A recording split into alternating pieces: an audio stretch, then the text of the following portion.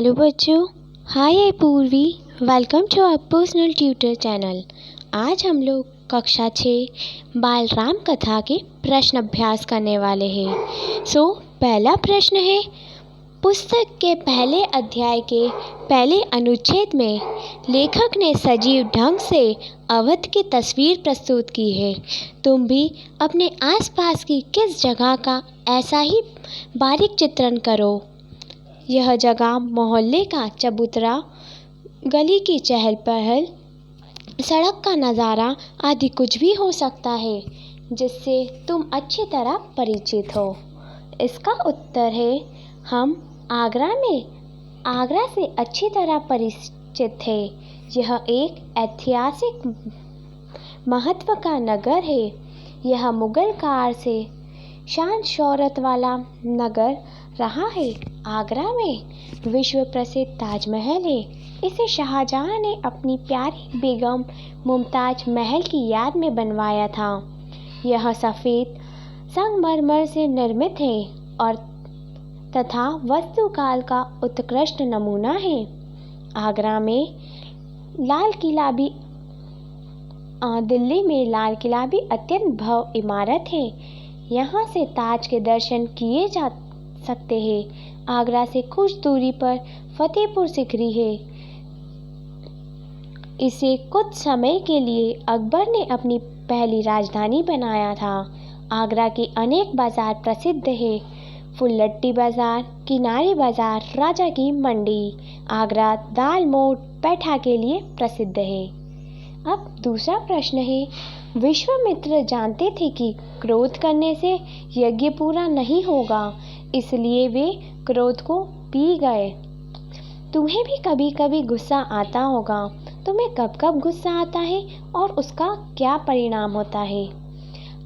इसका उत्तर है, हमें भी कई बार गुस्सा आता है जब हमें मनपसंद कपड़े पहनने को नहीं मिलते या खाने को स्वादिष्ट भोजन नहीं मिलता अथवा स्कूल में हमें अध्यापक से डांट पड़ती है।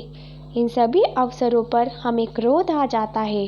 क्रोध का परिणाम हमेशा बुरा होता है। इसके कारण कई बार हमारी पिटाई तक हो जाती है। अब तीसरा प्रश्न है, राम और लक्ष्मण ने महाराज दशरथ के निर्णय को खुशी खुशी स्वीकार किया। तुम्हारी समझ में इनका क्या कारण होगा? इसका उत्तर है, राम और लक्ष्मण ने महाराज दशरथ का निर्णय इसलिए खुशी खुशी स्वीकार कर लिया होगा क्योंकि वे पिता की आज्ञा का अवमानना नहीं करना चाहते थे। उनके पिता वृद्ध भी थे। वे उनके दिल को चोट पहुंचाकर कोई समस्या खड़ी नहीं करना चाहते थे। उन्हें अपने कुल की परंपरा का ज्ञान था।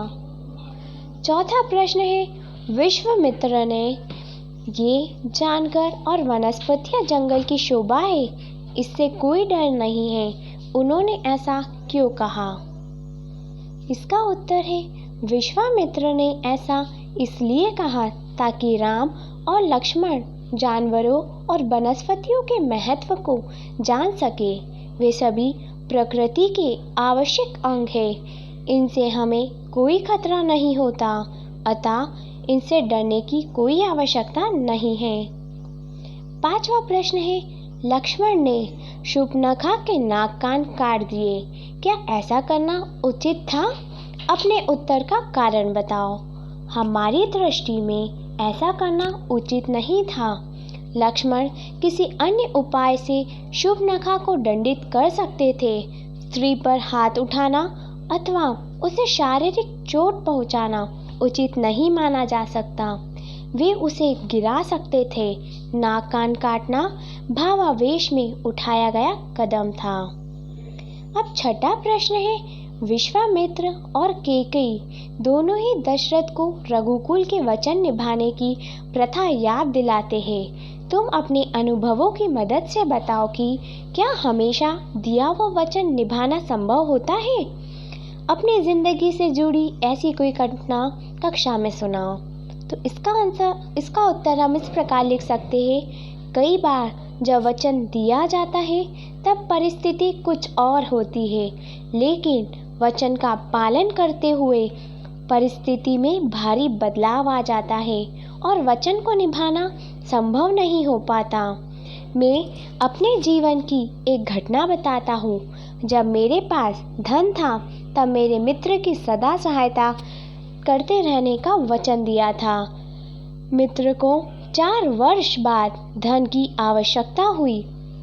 उसने मुझसे रुपए मांगे, पर तब तक मैं गरीब हो चुका था, अतः चाहते हुए भी मैं अपने वचन को नहीं निभा पाया। बच्चों, इसी प्रकार से आप भी अब बता सकते हैं कि आपकी ज़िंदगी में कौन सी घटना हुई है।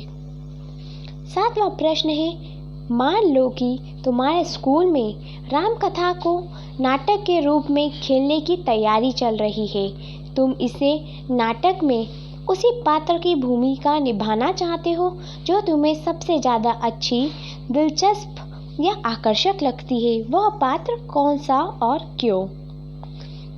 इसका उत्तर है, मैं राम कथा नाटक में लक्ष्मण की भूमिका निभाना चाहूँगा। मुझे लक्ष्मण का चरित्र बहुत अच्छा लगता है। वह कोरा, आदर्शवादी चरित्र नहीं है। वह यथार्थ में जीता है जो उसे अच्छा नहीं लगता, उसका वह विरोध करता है। वह एक साँचे में ढल नहीं है। इनमें नवीनता और सजीवता बनी रहती है। मैं ऐसा ही चरित्र निभाकर खुश होऊंगा। 8वां प्रश्न है, सीता बिना बात के राक्षसों के वध के पक्ष में नहीं थी, जबकि राम राक्षसों के विनाश को ठीक समझते थे। तुम किससे सहमत हो, राम से या सीता से? और कारण बताते हुए उत्तर दो। हम राम से सहमत हैं। राक्षस अपने बुरे कर्मों से बाज नहीं आते। जब वे बुरा कर बैठते हैं तब उनके वध का कोई अर्थ नहीं रह जाता। समाज को उनकी अत्याचारों से बचाने के लिए उनका सफाया करना आवश्यक है। यही स्थिति आजकल आतंकवादियों की है। जब वे आतंकवादी घटना कर बैठते हैं तब कुछ नहीं हो पाता। उन्हें पहले से ही मारना उचित है। 9वां प्रश्न है, रामकथा के 3रे अध्याय में मंथरा कैकेयी को समझाती है कि राम को युवराज बनाना उसके बेटे के हक में नहीं है। इस प्रसंग को अपने शब्दों में कक्षा में नाटक के रूप में प्रस्तुत करो। जैसे उत्तर हम इस प्रकार दे सकते, इस प्रकार का नाटक हम प्रस्तुत कर सकते हैं। मंथरा, अरे मेरी रानी, क्या इसी प्रकार सोती रहोगी? कैकेयी, क्यों, क्या हो गया मंथरा? मंथरा, तुझे कुछ पता भी है कि राज दरबार में क्या हो रहा है? कैकेयी, हाँ मुझे पता है, कल राम का राज अभिषेक हो रहा है। मंथरा, रानी इसे रोको, यह तुम्हारे हित में नहीं है। कैकेयी, क्यों? राम मुझे प्रिय है। मंथरा, और भरत, उसके भविष्य के बारे में कुछ सोचा है?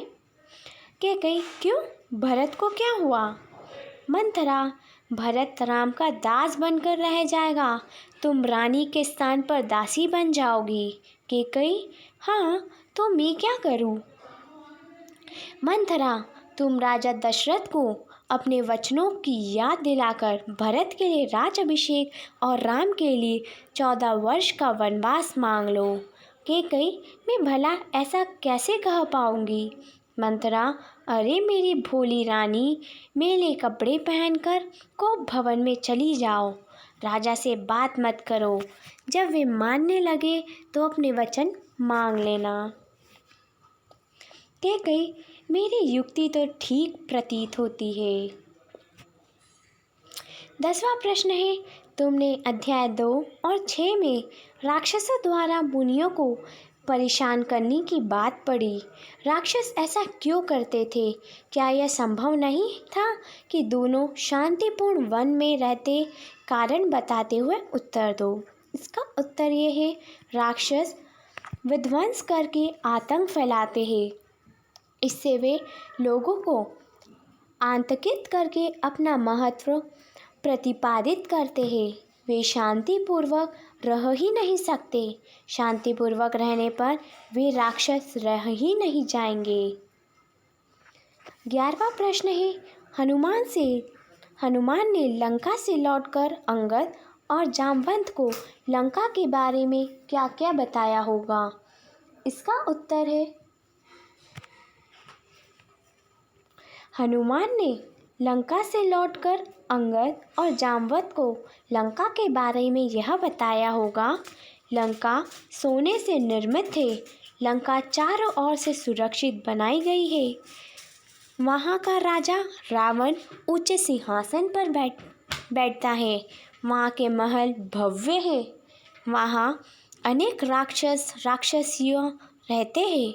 वहाँ की अशोक वाटिका में सीता बंधी है। अब 12वां प्रश्न, तुमने बहुत सी पौराणिक और लोक कथाएं पढ़ी होगी, उनमें क्या अंतर होगा? जानने के लिए 5-5 समूह में कक्षा के बच्चे 2-2 पौराणिक और लोक कथाएं इकट्ठी करें।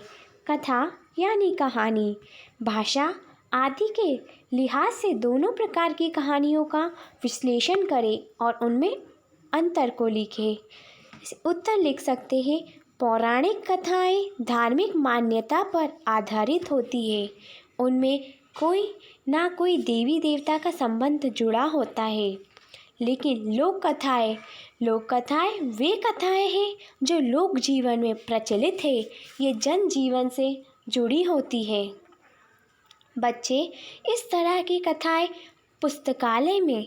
पुस्तकालय से पुस्तक लेकर पढ़ें और उनका विश्लेषण करें। 13वां प्रश्न है, क्या होता यदि राजा दशरथ कैकेयी की प्रार्थना स्वीकार नहीं करते? इसका उत्तर हम दे सकते हैं, यदि राजा दशरथ कैकेयी की प्रार्थना स्वीकार नहीं करते तो उन पर वचन भंग का आरोप लगता। और इसी का दूसरा भाग है, रावण ने विभीषण और अंगद का सुझाव माना होता और युद्ध का फैसला ना करता तो क्या होता? यदि रावण विभीषण और अंगद का सुझाव मानकर युद्ध का विचार त्याग देता और सीता को राम के पास भिजवा देता तो लंका का सर्वनाश ना होता, रावण का वंश सुरक्षित रह जाता। 14वां प्रश्न है, नीचे कुछ चारित्रिक विशेषताएं दी गई है और तालिका के कुछ पात्रों के नाम दिए गए हैं। प्रत्येक नाम के सामने उपयुक्त विशेषताओं को छांटकर लिखिए, जैसे कि पराक्रमी, साहसी, निडर, पितृभक्त, वीर, शांत, दूरदर्शी, त्याग, लालची, अज्ञानी, दुष्चरित, दीनबंधु, गंभीर, स्वार्थी, उदार, धैर्यवान, अड़ियल, कपटी, भक्त, न्यायप्रिय और ज्ञानी।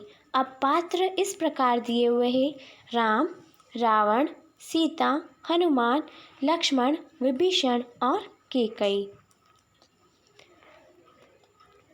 तो इसका उत्तर हम लिख सकते हैं, सबसे पहले हम राम के बारे में जानेंगे। राम पराक्रमी, साहसी, निडर, पितृभक्त, वीर, शांत, त्याग, दीनबंधु, उदार, गंभीर, धैर्यवान, न्यायप्रिय और ज्ञानी। फिर दूसरा चरित्र आता है सीता का। सीता त्याग, उदार, अड़ियल। फिर तीसरा पात्र है लक्ष्मण, पराक्रमी, साहसी, निडर, पितृभक्त, वीर, त्याग, दूरदर्शी।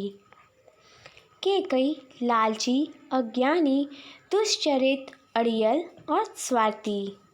फिर रावण पराक्रमी, साहसी, निडर, वीर, अज्ञानी, अड़ियल, कपटी। आखिरी हनुमान पराक्रमी, साहसी, वीर, शांत, त्याग, धैर्यवान, भक्त और ज्ञानी। और सबसे आखिरी पात्र है विभीषण, साहसी, निडर, वीर, त्याग, गंभीर, भक्त और ज्ञानी। प्रश्न 15, तुमने अपने आसपास के बड़ों से रामायण की कहानी सुनी होगी, रामलीला भी देखी होगी। क्या तुम्हें राम कथा की कहानी और बड़ों से सुनी रामायण की कहानी में कोई अंतर नज़र आया? यदि हाँ, तो उसके बारे में कक्षा में बताओ। तो इसका उत्तर है, रामायण की कहानी और रामलीला में यह अंतर होता है कि रामलीला में घटनाएं प्रत्यक्ष देखने को मिलती है। उनका स्वभाव स्थायी होता है। बड़े लोग भी रामायण की कहानी सुनते हैं, पर वे कई घटनाओं का उल्लेख करना भूल जाते हैं। 16वां प्रश्न है, राम कथा में कई नदियों और स्थानों के नाम आए हैं। इनकी सूची बनाओ और एटलस देखो कि कौन कौन सी नदियाँ और जगहें अभी भी मौजूद है।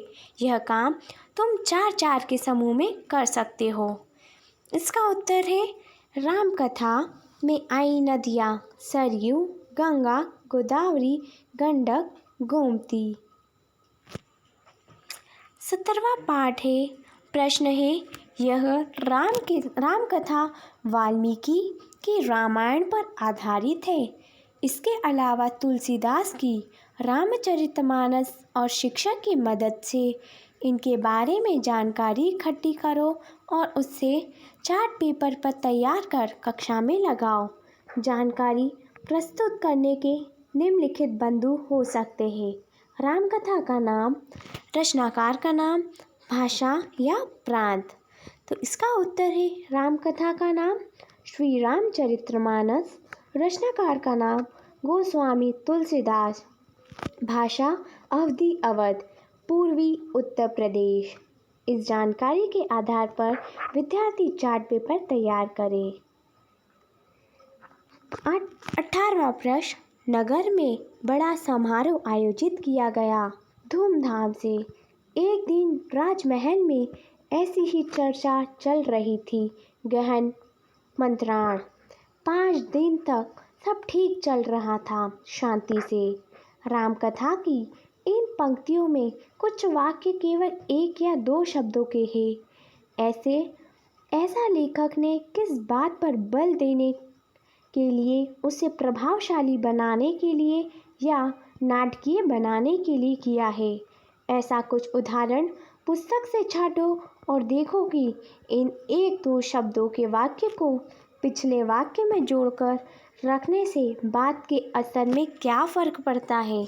उदाहरण के लिए, 5 दिन तक सब शांति से, निर्विघ्न और ठीक ठीक चलता रहा।